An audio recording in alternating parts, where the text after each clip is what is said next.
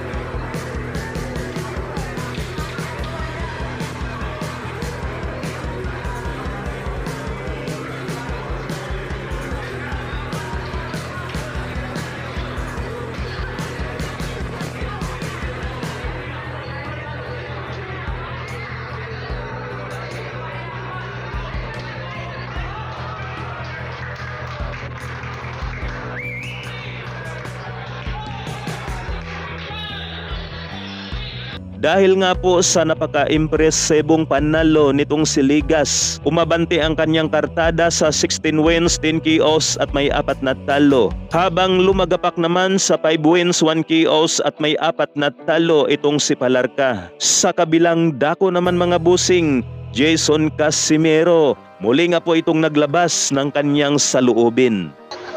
Siguro kayo na sana ang lalaban ni Inoue kung di kayo umalis. Cam Superman, ganito po yung pagsasabi ko po, bro. Si Inoue kung halimbawa kung si Tapales mas malakas pa kay Inoue, hindi lalaban si Inoue, bro. Kasi kami dati pa maglaban na sana si Cuadrolas at Inoue. Hindi lalaban yan si Inoue kung nakita niya mas malakas pa si Tapales sa kanya, hindi lalaban yan. Nakita niya kasi na mas malakas pa siya kay Hindi ko naman sinasabi na mahina si pero mas malakas si Inoue. Ayan. Hindi lalaban yan si real talk lang.